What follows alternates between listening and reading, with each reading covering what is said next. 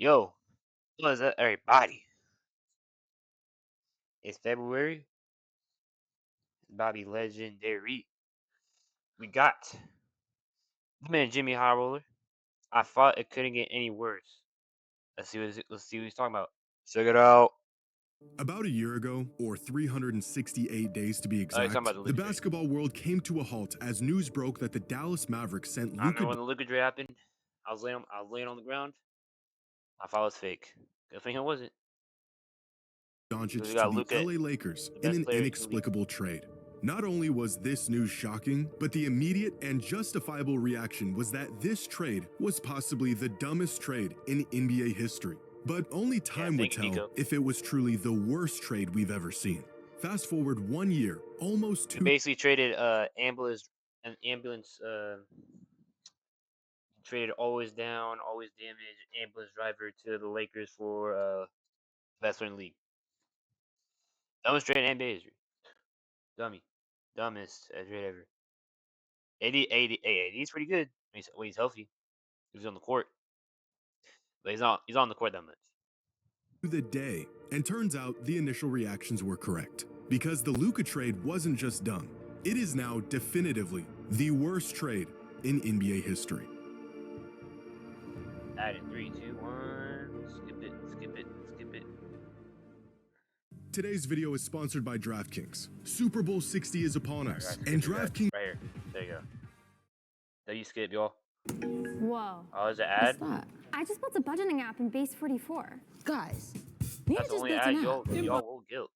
This past Wednesday saw one of the busiest trade deadlines in recent years. After what looked like it was going to be an uneventful week, trades began to pour in from around the league. James Harden to the Cavaliers, Garland to the Clippers, Vucevic to the Celtics, Jaren Jackson Jr. to the Jazz, Jared Hey, McCain to don't be surprised if the Jazz are raw next season. For James Harden, he's just gonna leave. He's gonna be like, yeah, there's not enough strip clubs here, so yeah, take me to the I don't know. Yeah, take me to the Knicks. He's gonna go to the Knicks. Why do you question trades? the Thunder. And in the midst of a flurry of trades came this dreadful transaction. The final chapter in the worst trade in NBA history. After a fairly quick negotiation, Anthony Davis and company were traded to the Washington Wizards. So basically, AD got traded for AD, Jen Harley, and D'Lo, and Monte X got traded for Middleton, who is probably gonna leave.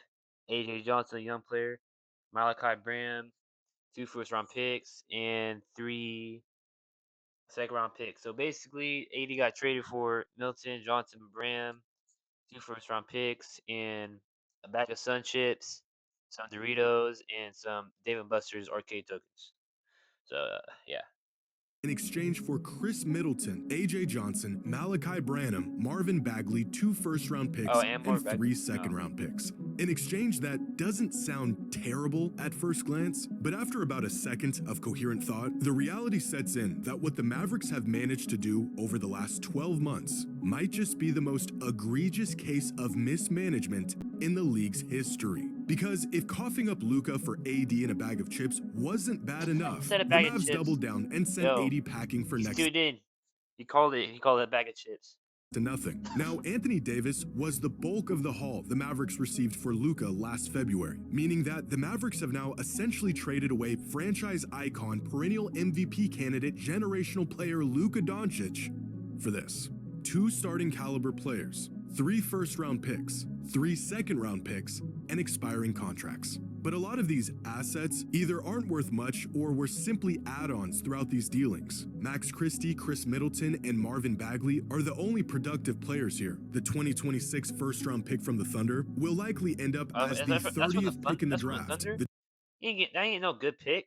That's gonna be like in the 30th pick. What kind of pick is this? 2030 first rounder is a Warriors top 20 protected pick 4 years from now, and the second round picks are just throw-ins. A complete shot in the dark that rarely turn into anything of Yeah, that trade's ass. substance. Whoever's In this fact, Mavs the GM, Wizards spoke about their besides Nico acquisition of Harris, AD get and outta said they were, quote, ecstatic because the outgoing first round picks have relatively little value. So if we condense this down to the real value of this trade, then we're left with this. The Mavericks traded Luka Doncic for a starter, 2 rotational players, and 1 first-round pick. This is not a bad trade. This is basketball malpractice. Reprehensible. A fireable offense. Oh, wait. Compare what the Mavericks got for Luka Doncic to some of the blockbuster trades we've seen over the last few seasons, and you would be convinced that Dallas is actively attempting to be relegated to the G League. 2 years ago, the Nets got 5 first-rounders and a first-round pick swap for Mikal Bridges. In 2022, Rudy Gobert was worth half a roster, 4 first-rounders, and a first-round pick swap. The OKC Thunder built a championship off the back of a singular season of prime Paul George.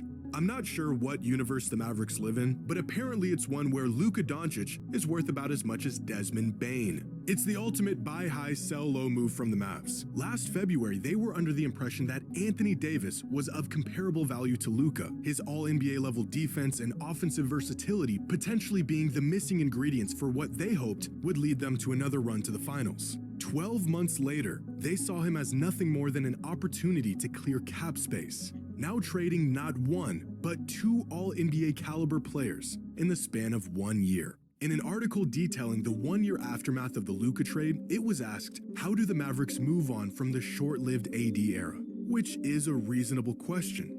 If this article didn't come out 2 days before he was traded, the Mavericks were already moving on from the quote AD era while he was still physically on their bench just a year after they traded the soul of their franchise for him. The total value they got out of AD, 29 games played out of a possible 81. Only one of those Injured. Are these all the games he played? Is the win games he played? Win. He's injured all these games. He won, lost, win.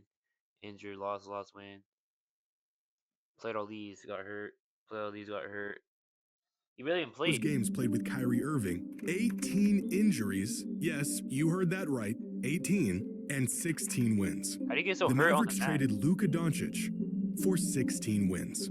On dunks and threes, there is a metric called estimated wins that attempts to calculate, you guessed it, how many wins a player helped contribute to their team's total throughout the course of a season. In Anthony Davis's total time with the Dallas Mavericks, he contributed exactly 2 wins.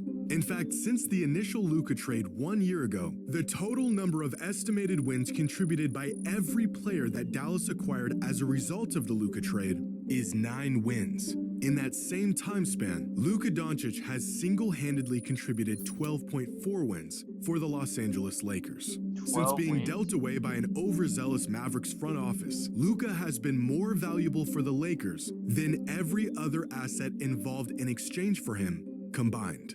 The Luka trade was so... Hey, thank God we got Luka. So if we didn't have Luka, first round pick, we'd be ass if we didn't have Luka. LeBron might have retired already. Thank God we have him. Gosh, bro. So bad that what they got in return for him was nothing more than a salary dump just 1 year later.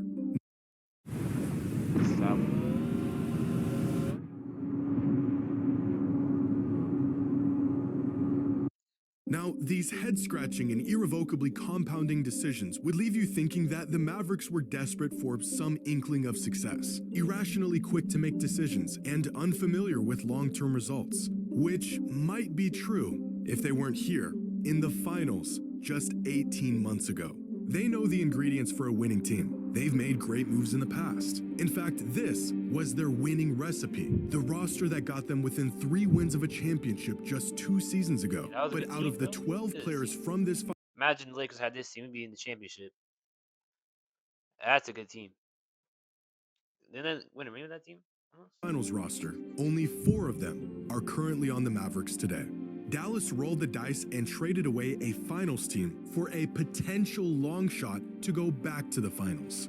Dallas's one saving grace, the only thing keeping them out of the depths of NBA irrelevance for the foreseeable future, is of course Cooper Flagg, a player that fell into their lap through no work of their own. A pick they had just a 1.8% chance of winning on the night of the draft lottery, jumping from the 11th spot in the draft to the first pick as a result of the lottery, which, in case you didn't know, is the single largest jump in position any team has ever made in the history of the NBA lottery. If it wasn't for Cooper Flagg, the best players on the court for the Dallas Mavericks organization this season would have been Max Christie and Najee Marshall.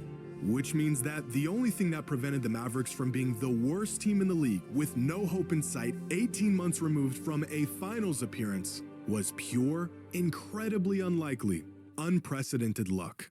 At least the Mavericks have found another direction for their franchise. For a second there, it almost felt like they made the worst trade in NBA history. As great as Luka is, the Lakers are dealing with their own ups and downs, you know? Luka isn't a perfect player. Anyone could have made the rash decision to trade him away for almost nothing with absolutely no recourse in place. He is, after all, just the third best player in the world. At least the player they traded away. The best player in the league. How much times I gotta tell you? Best player in the league. He's averaging a 34-point triple-double almost. Come on, bro. He's the best player in the league. Wasn't one of the most valuable assets ever traded away in the history of modern basketball.